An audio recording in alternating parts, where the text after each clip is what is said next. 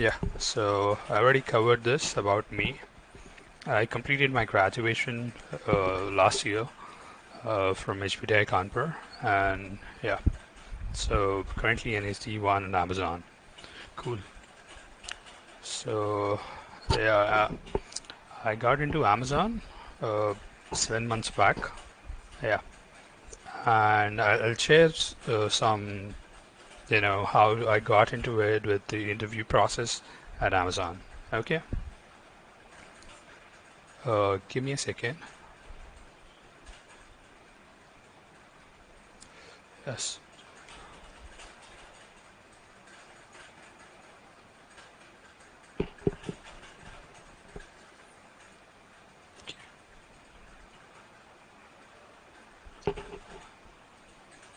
Screen is visible. This is step-to-step guide, onboarding on data structures.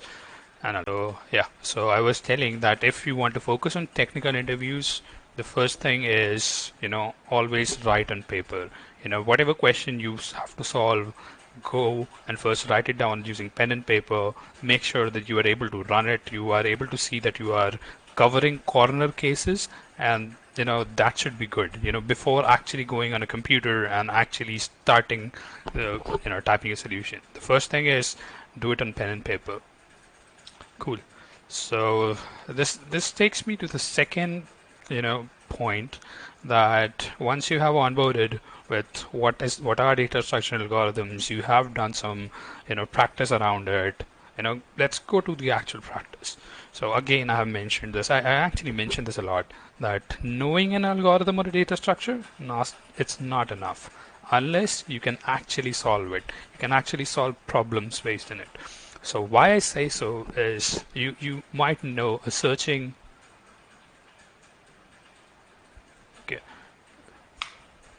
you might know a searching algorithm, but sometimes what happens is a question will be having that searching algorithms as a very small part of it.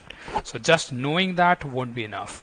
Cool. So once again, once you have, let's say we I suggested to go with HackerRank in my previous slide. So once you have done that, and I assume you will be solving a couple of questions. When I said 10 to 20 questions, you will be solving like maybe more. It's up to you. Once you have done that, choose another platform, because HackerRank does not do online contests much. So let's go for courtship next. So choose that. Choose court.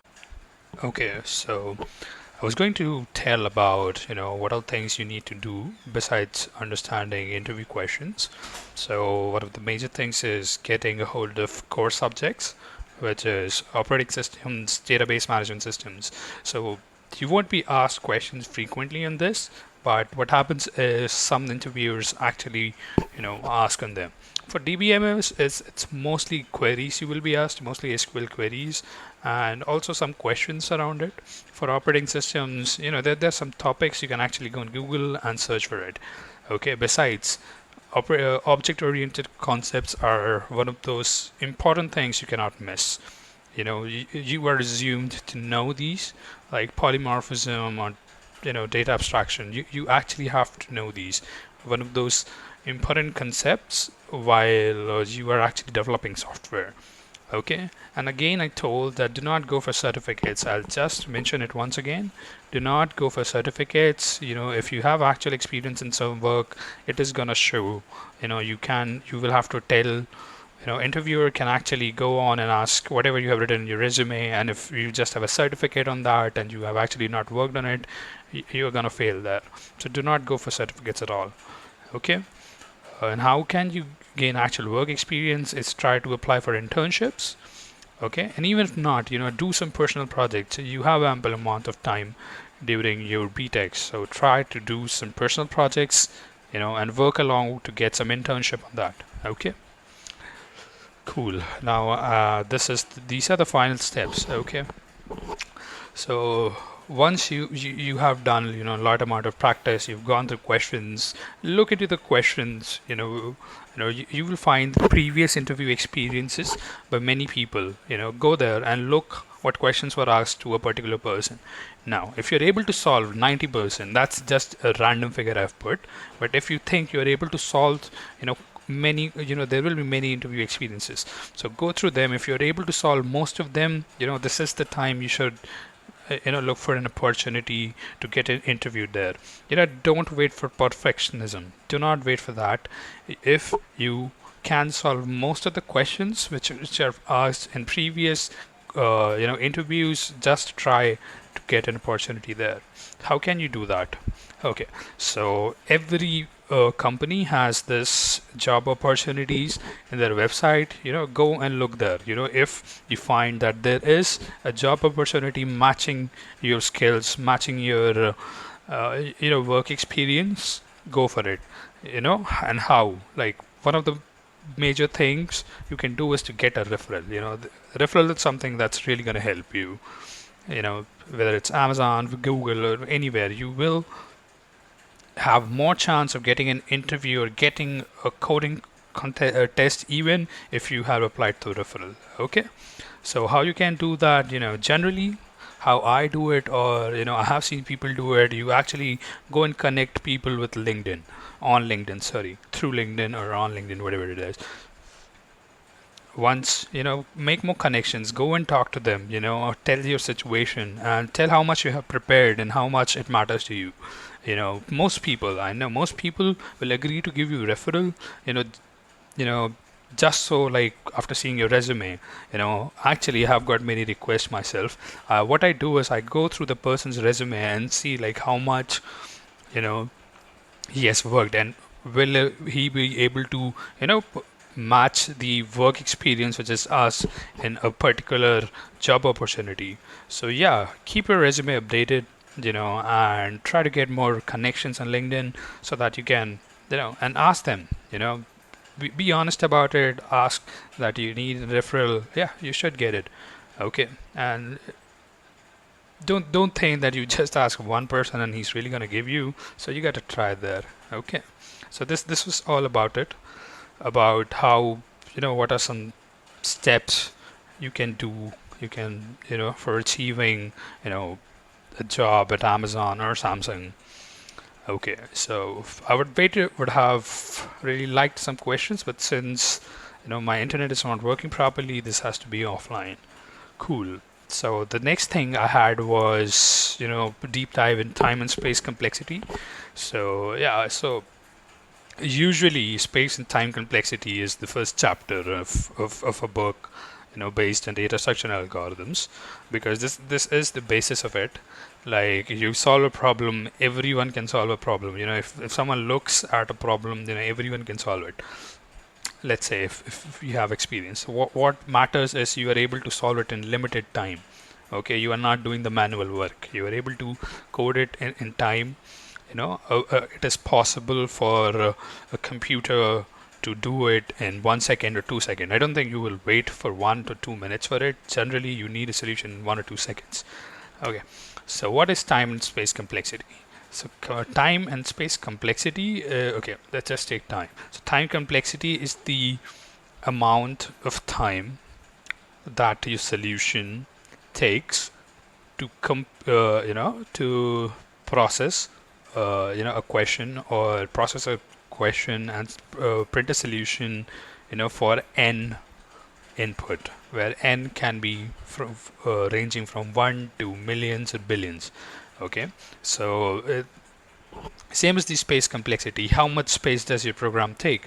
If you are taking an array of very large size, let's say 10 to the power 6, then your complexity is around that. If you're taking if you are taking space and time based on the size of the input, then your time and space complexity is based on the input itself. Okay, and this is where big O notation comes in. Big O notation actually tells you the maximum amount of time that your program will take to solve a problem. Okay, let's say if you have a problem, let's take a simple problem. You're given an input n, which can be ranging to 10 to the power 6, and you have to find sum from 1 to n. So what you will do is simply run a loop from 1 to n and solve and sum each of the integer. So now what will be the bigger notation or the time complexity of it? The time complexity will be O of n. Okay, I will go to the examples of evaluating time complexity, but just understand it. Usually bigger notation is used to understand the worst case time or space complexity your program is going to take to solve a problem. Okay, let's go to some examples of evaluating time complexity. Okay, also I would like to mention space complexity is something which we do not consider many of the times during competitive contests, because we have space, we have limited number of space, and if you're going to exceed that, your program will not run. That's one thing. And during evaluation, space complexity is not seen. But again, this is only for competitive contest. But when you are giving an interview, a technical interview, you have to optimize both time and space complexity. Mostly people or interviewers look around time complexity, but you will also be asked to optimize it on the basis of space complexity. Space complexity again is the amount of space you take for solving your problem. Cool. So these are some common examples. Okay, so let's say, okay, where cool. So there is a loop for int I equal to 1, I is less than equal to n, and I plus plus. Now, how can you decide whether this is O of 1 or O of n? Now, what is O of 1 basically? O of 1 says that this is constant complexity. I mean, no matter what is the size of n, this will remain constant. So according to this, according to this loop, it's obviously O of n, because as you can see that the for loop is running from 1 to n. If n were to be a constant, we can say that the complexity is O of 1. Whether if it is a constant, even if it is 1, 20,000, 10,000, 1 million, 2 million, if it is a constant, we can say the bigger complexity is O of 1. That is something you should remember. Now, again, another example is O of log base 2n. This is how it works. So if you see how this is progressing, I equal to 1, I equal to I into 2. So every time it becomes twice of these current number. So it is 1, 2, 4, 8, 16, 32. And so this is said as log base 2n. And obviously, if you practice more around it, you will be able to understand how the time complexity works.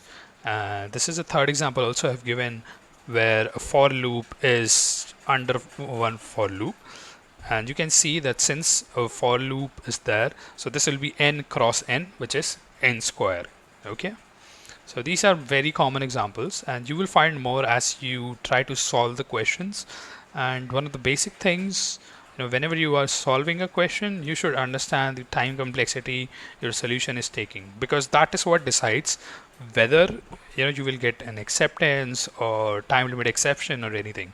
It's not only important to just code out your your solution. It's important to see that how much time complexity or space complexity your program or solution is taking. Okay, let's go to the final thing which I would like to tell is, given the constraints, how do you evaluate whether the time complexity of the solution is enough to solve a problem? Just an enhancement of what I was telling. Once you have implemented your solution, let's say, you should know what is the time complexity of your solution and is it enough to get you past the problem. So these are some common examples I have given. If the length of input is n, n, and let's say n is around 10 or 11, even if your time complexity is O of n factorial, you will pass now. Now again, as it increases, I do not want to actually go through each of the things, but just for example, I'll just take the last 3 or 2 things. If it is around 10 to power 6 or 10 to power 7, n log n is going to work. If n, okay, and n is always given in the question. Don't worry about that. N is always given in the question. If you're giving a contest, you will always know that what is the maximum number of the input. What can be the maximum size of the input. So if it is 10 to power 3, you can have a solution which is n square log n, it will pass. So this is something you can note down and you will find on internet also. So this is something you should review, after writing a solution. Just think, compare, in the initial days you might use it, but once you are done with practice a lot of questions, you will get it automatically. Okay, you will write your solution and you will know, oh, this is not gonna work, oh, this is right. Okay, so you will get it automatically. But yeah, just for beginning, just try to compare your solution and the input size given with these. Okay, and at the end I'll just take up questions which I got. So one question was, I have applied for Amazon internship and tomorrow I have its exam, so I want to know which type of questions do they prefer the most. Okay, so if you have applied for Amazon internship, it's good, and so basically you will be asked technical interview questions, as easy as that. Okay, what will be those? Generally they revolve around linked list. You won't get graphs. You can get DP, but that's also not that much as. You will get questions around binary trees.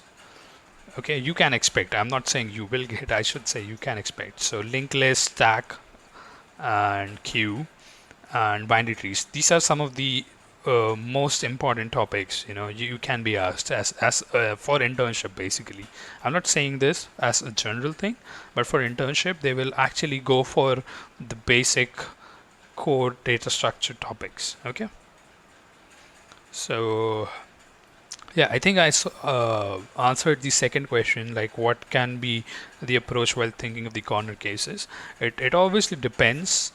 It obviously depends on the question, and as I explained, that if you have a question based on an array, you should think like what can be a corner case where you can be exceeding the let's say time limit, or you are exceeding the you are going through array out of bound exception. For instance, let's think about it. If there is a question where size of n is 10 to power 7, not 10 to power 7, let's say 10 to power 9, you cannot actually go and take an array for it.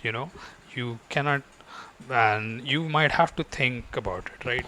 It might not be an example of corner case, but you should consider this as one of it, right?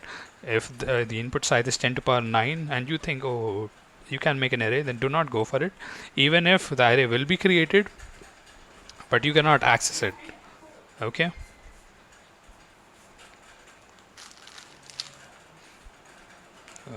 which platform should be best for preparation of internship exams? I already told. Just try to go through take up any coding platform, practice more questions on it, and try to work around the specific company you are applying for. Okay, try to see the interview experience based on that. That is one thing that really helps. Any interview experience you see, because you are trying to achieve what the person has achieved, so you will get similar questions on it. So that really helps. And yeah, take up any coding platform. Just remember, study and practice. Okay, these both are really going to help you. And the last question I got was, if I want to make a career in ML domain, how much coding is required? Okay, so for machine learning, I don't think you need much of coding there. Still, you might need basic problem solving skills, but I do not think that you would need much of data structure and algorithms knowledge. However, when you actually go for big companies, you might be asked that there is always a standard procedure, standard interview process. So you might be asked some data structure questions along with your machine learning concepts. Okay, so it won't be required much, but yeah, you should know the basics. Why I say this is because they assume you should know it because it was part of your BTech. Okay, so that's it. Keep coding, and yeah, all the best.